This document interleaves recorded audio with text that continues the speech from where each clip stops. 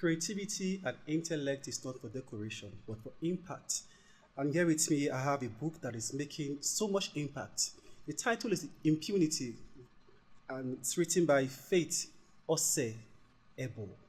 My name is Roland Ofiu, and today I will be having a conversation with the author of this impactful book. Hello, Faith. Hi, Roland. Thanks for having me. It's good to see you and have this conversation with you. Thank you. Finally. Yes, sir.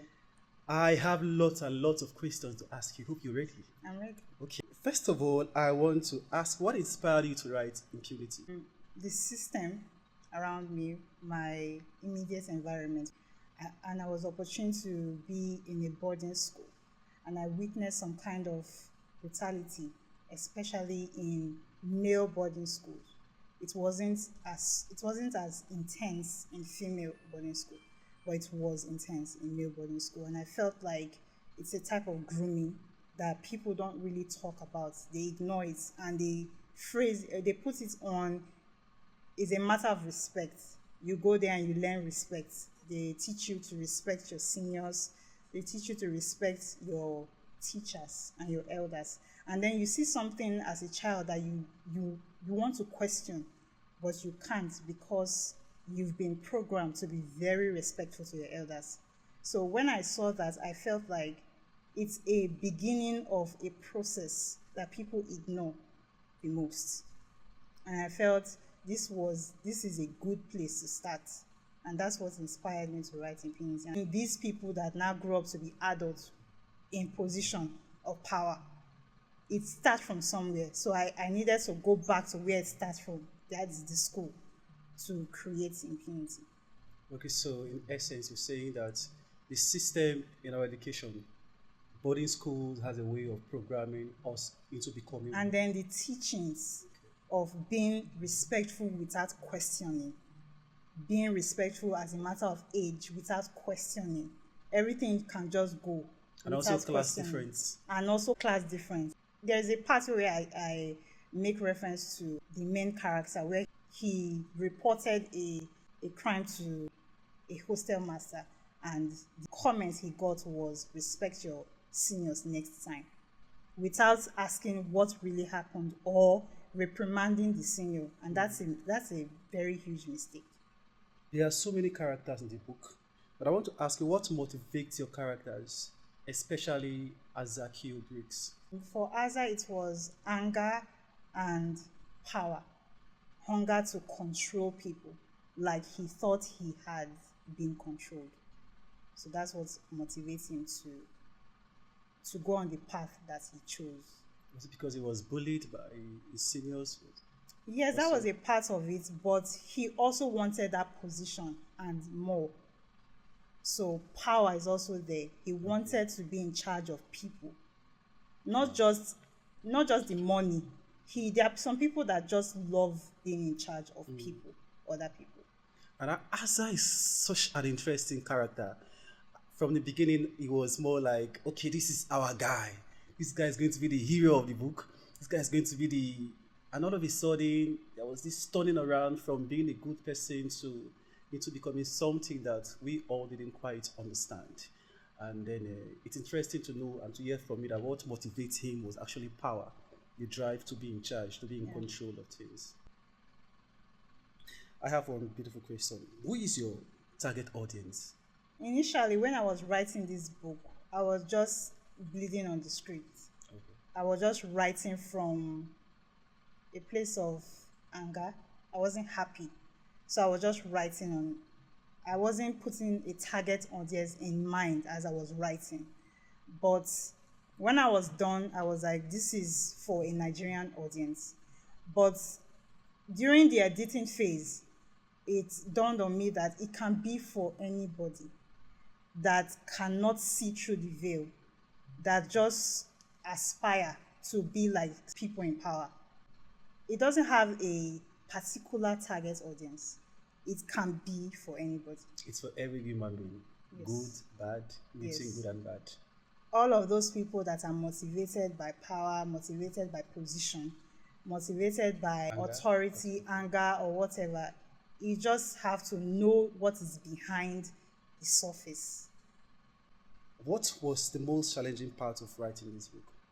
The fact that there was a level of realism that was too much at some point. I had to keep reminding myself that this is a fiction story.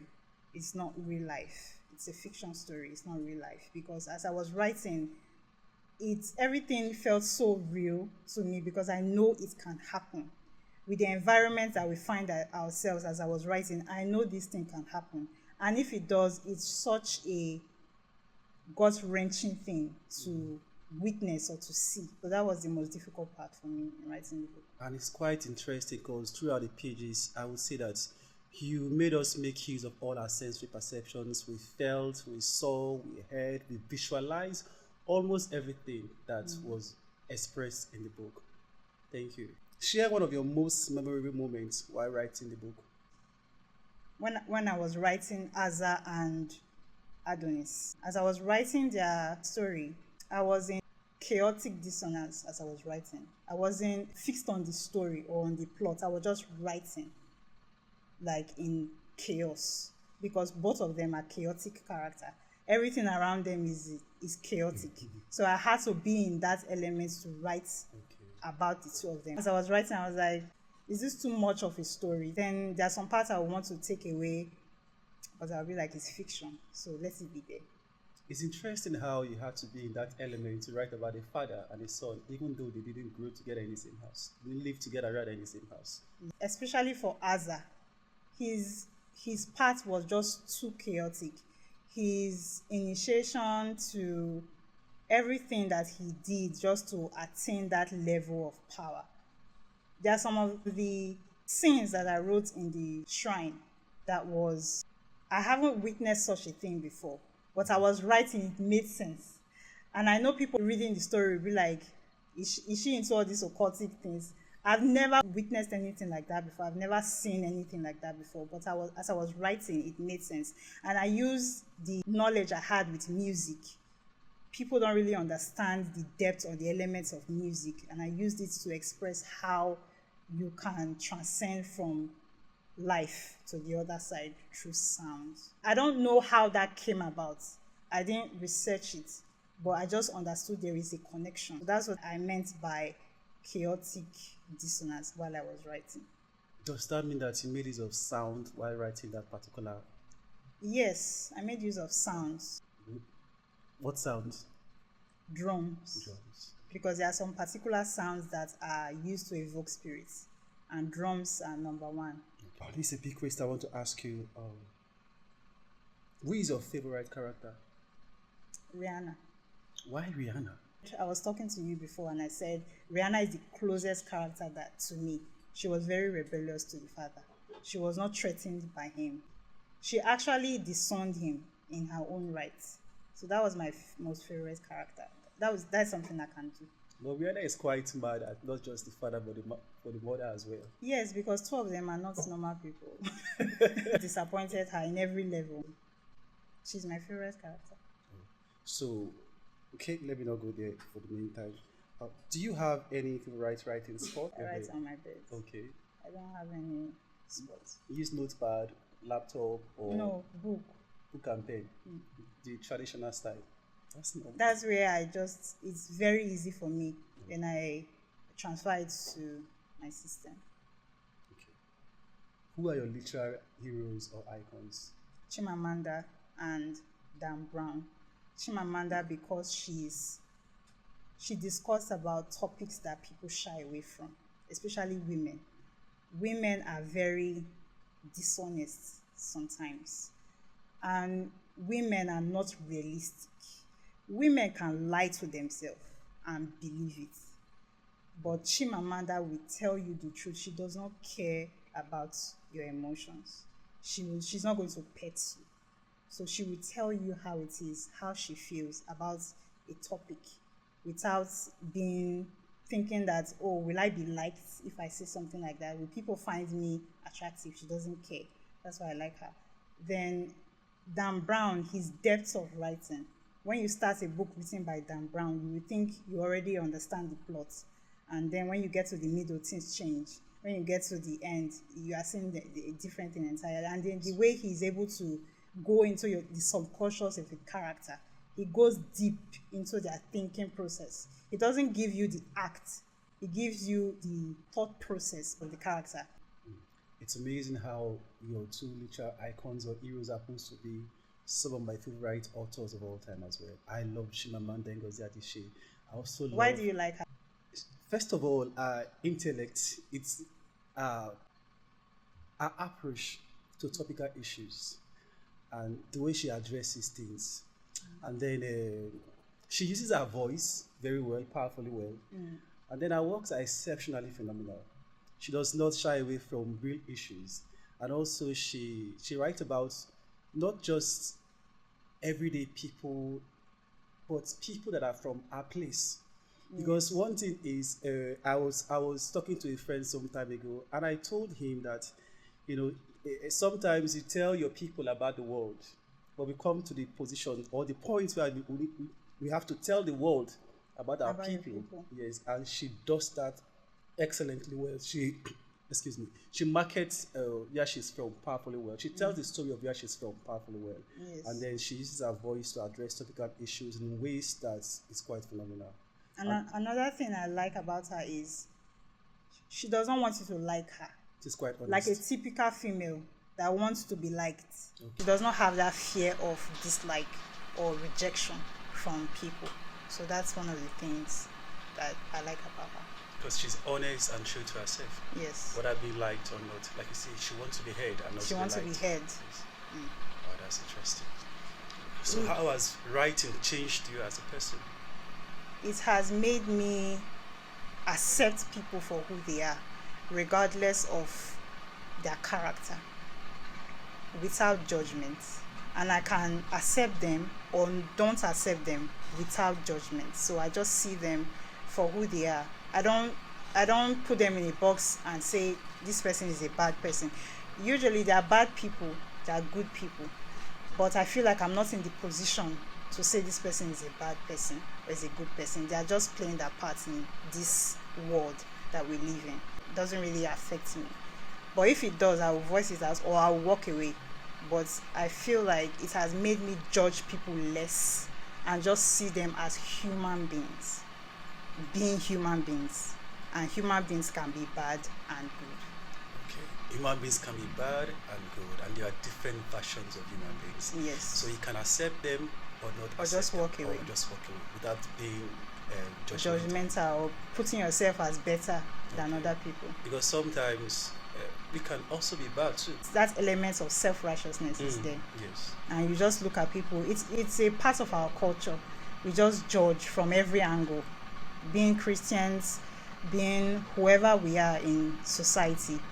If people or relatives or whoever does not conform with what we believe, we judge them harshly, or we are hypocritical towards them, or we put ourselves at a level above them, thinking we are special, but we are not. There's nothing special about anybody. Wow, that's interesting. And one thing about writers and their writing is most of the times you see a writer, writing about his or herself and then portraying it in one of the characters. They say that a writer cannot completely remove his or herself from his or her work. So I want to ask, which of your characters has your virtues? None of them had my virtues. It would have been Rihanna, but there are some elements where it does not align with me. But if I had to pick, I would pick Rihanna, but there was none of the characters that was aligned with me, what I believe. But she was the closest. She was the closest. Why was she the closest?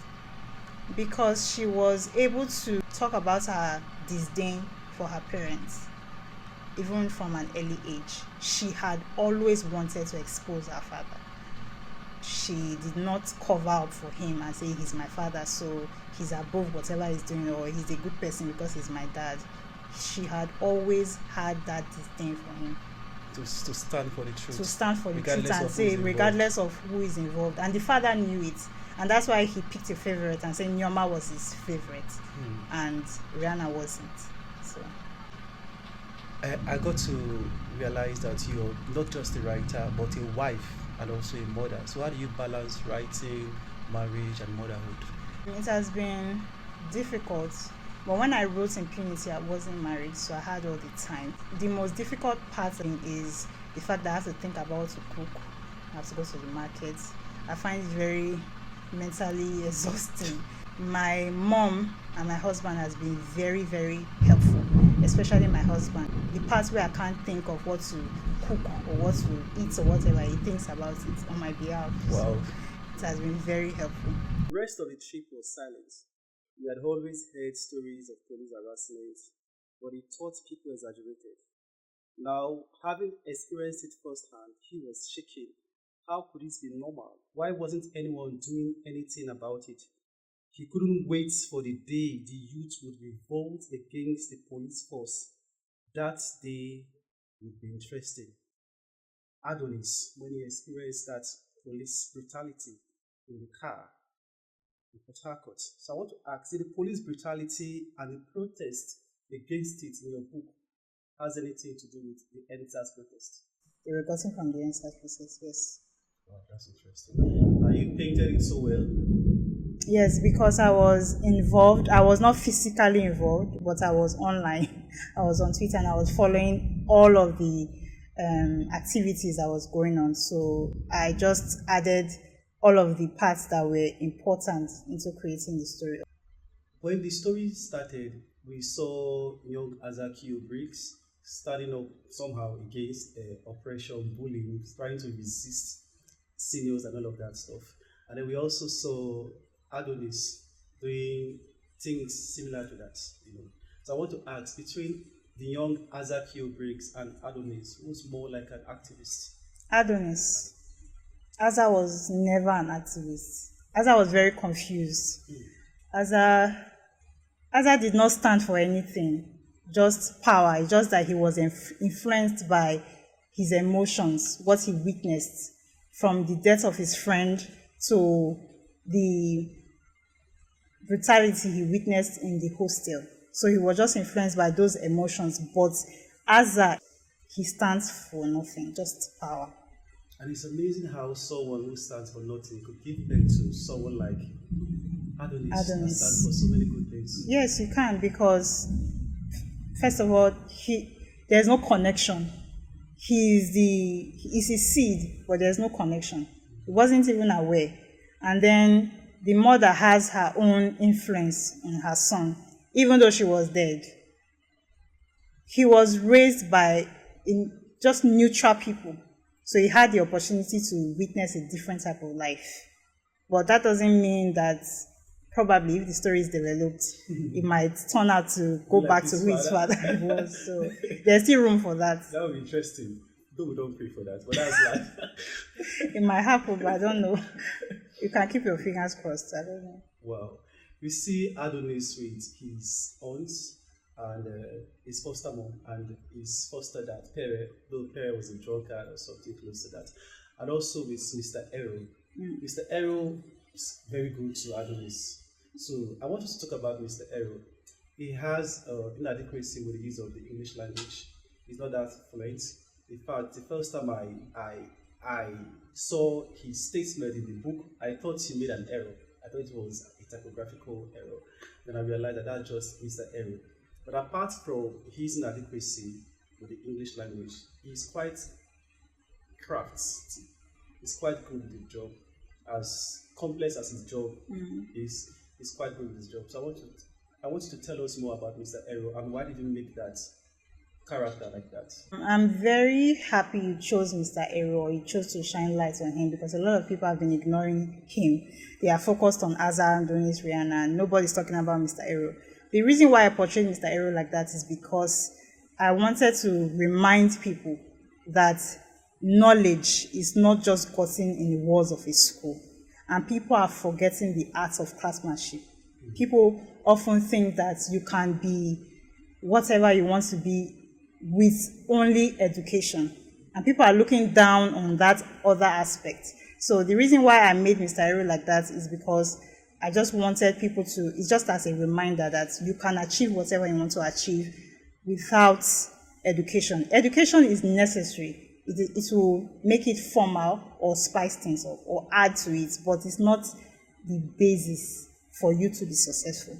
I just wanted to, and then I also had the opportunity to work with someone like that because I'm into arts and other creative stuff. So I was able to work with a man like that without no formal education. He had a construction firm. He was able to achieve all of that without education, and that was commendable to me. And I was a graduate working for him. I just wanted people to see that character and actually understand that education is necessary, but it's not important if you want to be successful. That's the education is necessary, but it's not important if you want to be successful. You can be without it. Personally, I look forward to the day when Impunity will be a movie adaptation, where it will transit from just being a book to being on the screen. So, having this conversation with you, if you are to choose actors for characters like Azakio Briggs, Adonis, and Rihanna, who and who and who? Would you For pick? Aza, I would choose Chidemoki. Oh, that's I would choose him. Then for Adonis, I would choose he's an upcoming actor, Clinton Joshua. I would choose him for Adonis. Then for Rihanna, I would choose Ose Ebhodaghe or Isime. Is Osasa Messi and Nancy Sime not Nancy too, Isime, not sorry. too old for Joshua Clinton? They usually play younger roles, especially Nancy Isime. So I don't know. Maybe someone would choose for me, but that's my choice. Okay, that's amazing. Okay, what's one ridiculous but true writing habit you developed during the making of Impunity? Interacting with the characters. Okay. While I was writing, I would see myself or find myself speaking with the characters and insulting them and asking them, why you acting like that? Are you normal? That was one habit because as I'm writing, I'm acting it out how it would look like in my head. And if you are to go on a vacation with these characters that you interact with while writing, who would you pick? And what do you think is going to ruin the vacation? Rihanna, I would pick Rihanna, then Jude would ruin the vacation. Tell us something about Jude. Was he That's- motivated by his father's position, or it was just Yes, he was just an arrogant, self-absorbed person. that's one beautiful thing about creativity. Writers, they create a story, they create a character, they know when the character should start and they know when the character is going to end. end. So you just killed him. Yes, I just said this is where you end because it's too much. That's interesting. Okay. What's one thing you hope readers never guess, but secretly hope they do? On the first read would be the bullhead, it's the one on the cover of the book. I have a feeling that they might miss it. And the bullhead is the description of the shrine on an aerial perspective from looking from the top. So the way I designed the building, it mimicked the shape of a bullhead. So when you're reading it for the first time, I guess you didn't get that part. Did you get it? I got it. You did. Yes. When you read that part for the first time, you might not know that symbol in the front cover of the novel actually is the shrine that all of those sacrifices were being made. So I feel like some people might miss it on the first read. Did you study architecture or something close to beauty? I draw and I paint, Okay. so I know how to. And I told you I worked with a constructor, so I know how to draw buildings to a certain degree, not professionally. So you push some of your craftsmanship to Adonis. Because Adonis is quite interesting with the whole building, Yes. construction, design thing, even though you didn't get the... Formal knowledge yes. So you pushed your expertise, your on craftsmanship. him. on him. I had to research some parts, but Okay. it was my knowledge also played a part on writing that part. Wow. There are many beautiful themes in the book, like a lot of them that could raise deep and deeper conversations. It's been amazing having this conversation with you. Thank you very One much. thing is certain, you're smart, you're intelligent. I'm not disappointed, because how can someone that created this masterpiece not be smart? I would say that this book is a masterpiece, and like I said earlier on, I look forward to the Thank you. day when it's going to be on our screen, to be acted, to be I'm televised. waiting for that day as well. I'm counting on it. So I like to say, well done. Thank you very much. You are one of the strong voices coming from the South right now, and I applaud you. I say well done for giving us such a masterpiece. I Thank you. totally enjoy the work. I I'm glad totally, you did. totally enjoy the work. But before we go, I'd like you to read something from the book. The part that maybe you like the most, or anything from your work.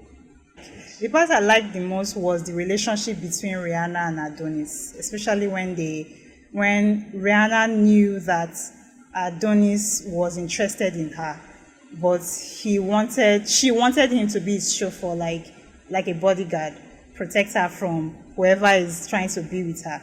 So that was their connection was very interesting for me to write. So that was the part I enjoyed the most. The rest was just overwhelming for me to write, but that part it made the writing process enjoyable for me and less deep. And it's quite interesting how I got to realize, or I got to know from the beginning that you introduced Adonis. I was like, this is Azaki Big Child. I just knew it. And then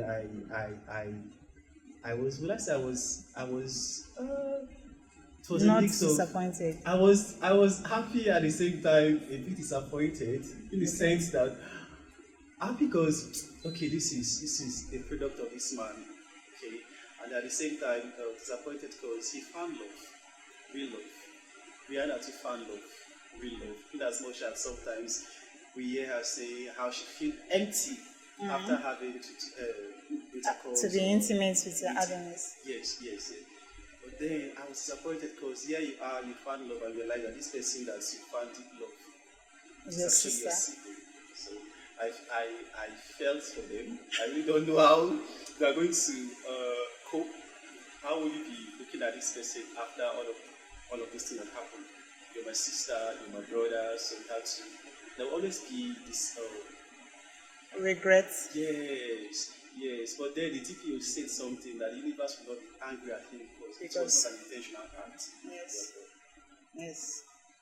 So what's your last word for the viewers out there? I hope people understand the depth and the purpose of this story and what I was trying to portray with the story. Not just going through the exciting plots or the highs and the lows, but understand the emotions and the thought process of each character and be able to know that it's a mirror of what is around you. But inside this book, I was able to combine all the elements that is behind the veil, not necessarily in front of you that this is what is happening in the society, but what is happening behind the mind of the people in the society. And I hope that people are able to read the book and see what happens in the minds of people that you are seeing around you. Wow, that's deep. Ladies and gentlemen, Impunity by Faith Ose Ebhodaghe is a deep reflection of our society, of the Nigerian society, of the African society, and of the global society. Thank you for keeping the date with us. Welcome. Thank you very much. Thank you for having me.